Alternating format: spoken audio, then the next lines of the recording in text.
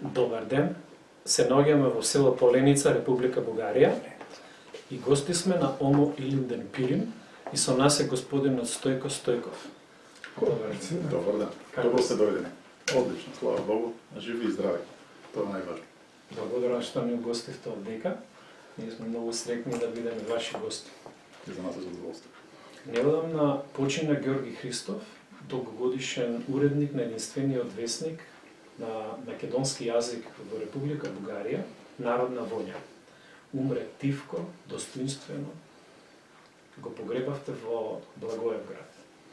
Во некои други времења државата Република Македонија ќе му дадеше орден за заслуги, но сега не е така.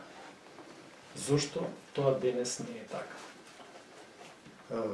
Проблемот дури не е само тоа што денес не е така, а изгледа дека така немаше да биде ни последните 30 години. Има едно генерално неинтересирање кај македонските влади за положбата на македонците во Бугарија. Иако беше уставна обврска уште во 90-та година грижата за македонците во соседните земји, реално ниту една влада до сега го нема поставено официјалното опрашање пред Бугарија, ниту го има подигнато официјално меѓународно. Практично македонското малцинство беше оставено само да се бори и сноѓа во услови кога против него има една државна политика која што буквално го уништува. Со своји сили се бориме и со поддршка на некои меѓународни организации. Ѓорги Христов заслужува награда. Највисока македонска награда во секој случај. Тоа е еден од овие македонци кои што жртвувале целиот свој живот за тоа што верувале, за Македонија. И таков му беше животот. Тој не се истакнуваше, меѓутоа, ако трпно месец после месец во невозможни услови, тој успеа да издава весник во тек на 30 години во Бугарија, без разлика на заплашувањата што ги добиваше по телефон смртни закани тој и неговата жена, без разлика што постојано немаше пари и секој месец не се знаеше дали новиот број ќе излезе, нели сите тие прашања тој ги преброди, сите тие работи успеа да ги надмине и да го одржи весникот во живот. Тоа е еден од најстарите македонски весници воопшто. Започна да се издава во 1980 година во Сиднеј, потоа се издава во Лондон и од 1992 година се издава во Благоевград, Пиринска Македонија. Значи тоа е огромна заслуга на фамилијата Христови, на неговите 20 браќа и тој целиот свој живот го инвестира во овој весник, но никој од нив колку што знам нема добиено било какво одликување. Како е вашето чувство дека да се биде оставен сам на себе како нација, како организација и какво е вашето чувство и дали мислите дека актуелната позиција на Република Македонија во однос на македонското малцинство во Бугарија и во Грција? Што е вашето мислење во однос на тоа? Тоа е една од главните поплаки на сите наши членови. Тие се револтирани. Веќе дури не се револтирани од тоа што нема добиено поддршка во тек на толку многу години, веќе цела генерација. Меѓутоа тоа што сега се прават чекори во правец Македонија јавно да се откаже од постоењето македонското малцинство. Значи не зборуваме за да се откаже да го поддржува македонското малцинство, таа не го поддржува така или инаку, нема што да се откажува тука, меѓутоа да се откаже дека такво малцинство постои, тоа е една огромна навреда за сите овие членови на нашите организации, не само на Омо Илинден Пирин, кои што поминале низ затворите во Бугарија затоа што биле македонци, на кои што животите им се практично уништени или пеплосани, тие никош не успеле да се реализират во својот полн потенцијал, биле маргинализирани, малтретирани, дискриминирани и сега наеднаш се оди на тоа да им каже државата Македонија да им каже дека тие не постојат. Мислам, тоа е веројатно најболното нешто кое што би можело да се случи за македонците. Знаете зошто? Затоа што помош од Македонија тука немало реално, никаква. Се крепи, сета таа борба се крепи на пожртвуваноста и да го речеме директно на инаетот на многу македонци кои што без разлика што немаат поддршка, животот свој го инвестира за да продолжи таа борба. И сега бидејќи таа воља е единствено кој што го држи во живото од движење, едно такво откажување ќе удри право по таа воља и таа вера. Ако дури државата Македонија каже дека не постоите, замислете каков удар ќе е тоа врз духот на македонците во Бугарија.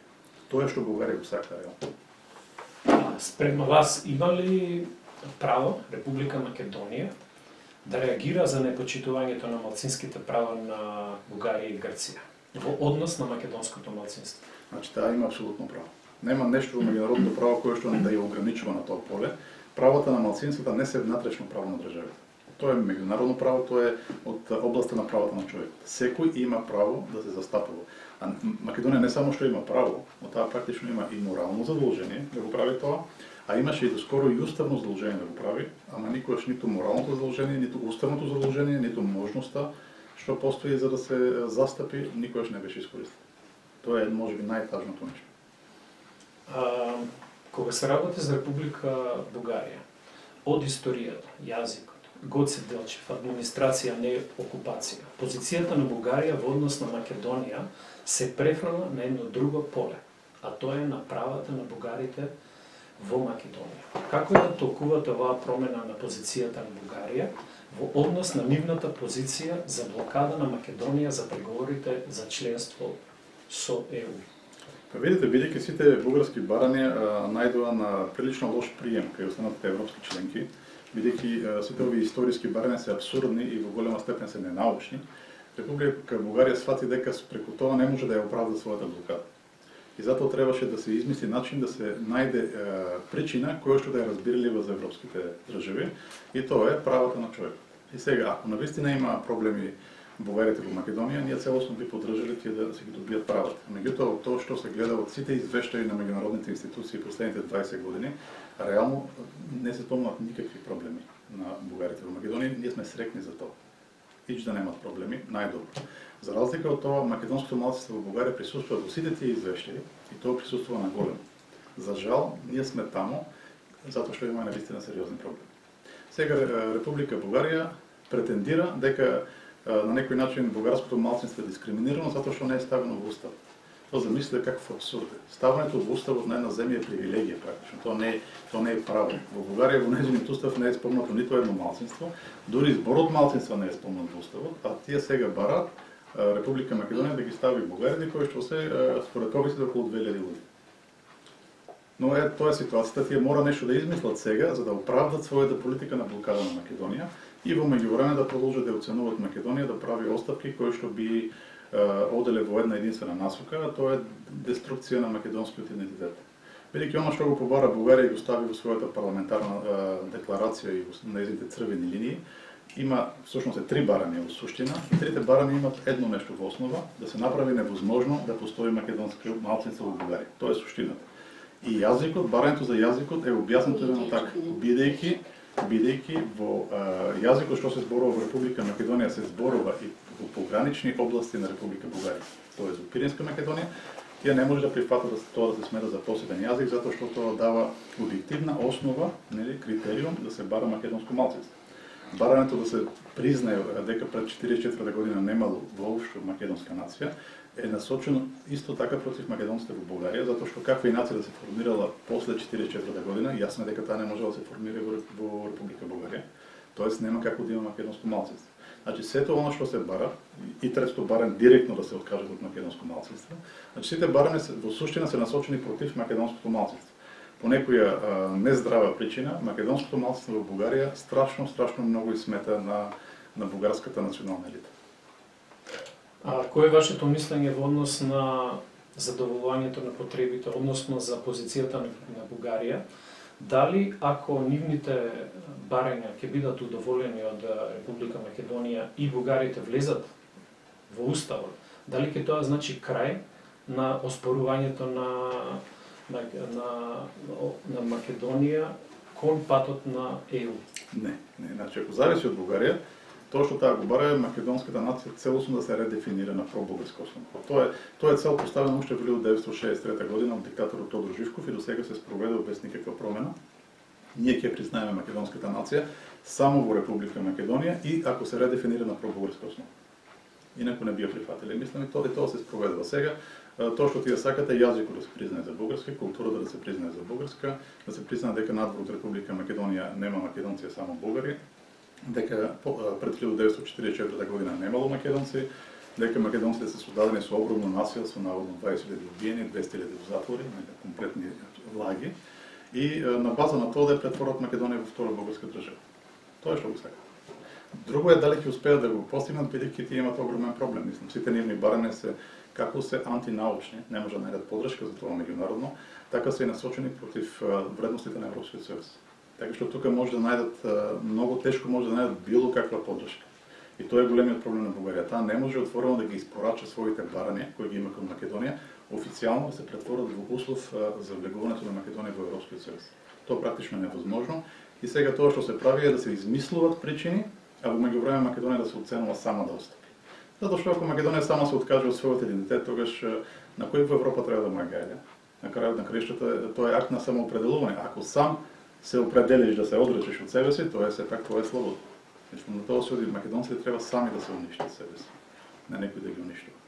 Што со пресудите на Европскиот суд за човекови права во однос на македонците во Бугарија? Ги има 14. Да. Ги има 14 и тоа не 14 бројката лажи. Зошто? Затоа што во многу од тие пресуди се вклучени многу случаи. Да речеме 3-4 одбивање на една иста организација во тек на 5-6 години. Да речеме 5-6-7 забрани за некои мирни собирања. Значи тоа се збирни пресуди. Ако ги разделиме по бројки, веројатно над 50. Над 50 случаи Бугарија веќе е осудена во период 2001 до минатата година, 2020. До 20 години, значи над 50 случаи Бугарија е осудена, во 14 присуди собрани за по две прашања. Што не дозволува бугарски државјани со македонска самосвест да регистрираат организации во заштита на нивните права и затоа што ги растураше мирните собирања на македонци во врска со некои македонски прослави. Покрај сите тие пресуди, никој од нив не е споменат. Ниту една од тие организации кои што ја осудија Бугарија за кршењето на нивните права не е регистрирана. Регистрира под огромен притисок на Европскиот сојуз и воопшто на Страсбург две во 2019 година, едната веднаш е забрана, а другата е во процес на забрана. Значи тоа беше направено ако може да се запре надворешниот притисок, да кажат еве регистриравме и после веднаш да се одземе регистрацијата. Тактика што ја применија спрема Омо Линден Пирин, према нашата партија во 2000 година. Кога Бугарија се побара од Европа датум за почеток на преговори, тогаш таа е регистрирана Омо Линден Пирин. 2 недели откако тој датум беше добиен, Омо Линден Пирин беше забранет. Значи таа тактика се применува во Бугарија постојано и реално пресудите не се спроведени, но тоа веќе се забележа во Страсбург, многу пресуди се собраа. И Комитетот на министрите извршува засилен мониторинг од 5-6 години веќе на Бугарија, така што барањата кон Бугарија се засилуваат се повеќе и повеќе и се надевам дека на повидоќе, ако не следната година, таа после неа Република Бугарија конечно да ја тргне забраната за регистрација на македонски организации во Бугарија. На ист начин на кој што ја тргна во 2007 година забраната за мирни собирања на македонци. Значи имаме некој прогрес, но е ништожен. За 30 години само едно човеково право. Каков е вашиот став во однос на договорот за добрососедство подпишан меѓу Македонија и Бугарија? Значи ние веднаш го искажавме својот став дека тој договор е нереципрочен. Македонија е поставена во неравноправна положба и дека договорот всушност нема за цел да гради добрососедство, а ниту би можел. Туку е само инструмент преку кој Република Бугарија да ја оценува Република Македонија на патот на евроинтеграцијата, за да се постигнат крајните националистички барања на бугарската држава. Така што нашето мислење за овој договор е целосно негативно. Од почеток па и до сега. Да. Како понатаму? Што уште му преостанува на Омо Линден Пирин во однос на продолжување на борбата на македонците во Бугарија? Значи ние продолжуваме да се бориме колку што имаме сили на неколку полиња. Едното е во Европскиот парламент преку Европската слободна алијанса на која што сме член. Така што сме представени во Европскиот парламент. Другата е преку структурите во Страсбург, каде што се бориме именно да отпадне таа забрана за регистрација на македонски организации. Неофицијална забрана, но многу ефективна во Бугарија. Понатаму се бориме да се регистрираат македонски организации во Бугарија, за да може да почне легално да се работи овде и силниот страх што постои кај македонци да почне да се намали. Тоа е друго за кое што се бориме. Исто така се бориме пред сите бугарски институции кои што се задолжени за правата на човекот, да ги натераме, да им дадеме шанса всушност, така гледаме на тоа, да им дадеме шанса тие да потврдат дека се извршуваат својата должност и да ги заштитат бугарските државјани кои што имаат македонска самосвест. До сега сите имаат потврдено. До сега ниту една од овие институции или воопшто не се ангажирале или одбиле директно да се ангажират во врска со нарушувањето правата на македонците во Бугарија. Видите да речеме Комисията против дискриминацията, која што постои од 2005 година до сега 16 години постои, има годишни извештаи за случаите на дискриминација во Бугарија. Без разлика што во тој период имаме 14 пресуди во Страсбург, таа комисија нема најдено ниту еднаш причина да спомне дори дека има проблем во Бугарија дискриминација на бугарски државјани со македонска самосвест. Нема таков случај. Тоа е голем проблем за бугарската држава, тоа е голем проблем и за нас. Ние се бориме да им дадеме шанса на тие институции да заработат или барем да се раскрие дека тие всушност воопшто не работат. Така што да се привлече вниманието на меѓународниот фактор, да се изврши соодветниот притисок, бидејќи во Бугарија тоа е општо правило. Без надворешен притисок ништо добро не се случува, не се менува во Бугарија. Тоа е наше надеж. Од ваша страна, кој е релевантен на меѓународен фактор што би можело да притисне Република Бугарија? Реално погледнато тоа е Европската комисија. Меѓутоа Европската комисија избегнува да се замеша во такви прашања. Ние сме имали повеќе иницијативи пред нив. Сега за сега сме ставени во еден магипсен крок. Комисијата тврди дека тие не може да се бават со право на малцинствата, тоа е оставено на државите, но тие може да се бават само по случаи кои што се поврзани со дискриминација. Но дали има дискриминација, тие не прифаќаат документи од судот во Страсбург, кој што навистина е многу чудно, тоа е суд за правата на човекот. Тие очекуваат држави, институциите на обвинетата држава да потврдат дека има дискриминација, за да може комисијата да се замеша. Кој што е апсурд, бидејќи ако комисиите во Бугарија кои што се бават по тие прашања навистина работеа и прифатеа дека има дискриминација на македонците, немаше да има никаква потреба Европската комисија да се замешува. Ние си ги решиме прашањата тука. Тоа е. Ама еве, имаме таков еден абсурд. Европа се уште не е држава. Тоа е тажната вистина, тоа е некаков совет на племиња, во кој што секој еден водеч на племе може да стави вето. И затоа мораат постојано да преговарат племенска дипломатија да водат. Значи, оставени сме сами на себе си. Ами ние сме така од секогаш. Благодарам Стојко за твоето интервју. Јас ви пожелувам све најубаво во иднина и се надевам дека иднината македонска држава ќе има повеќе слух за вашите проблеми и да застане на вашите права. Благодарам јас.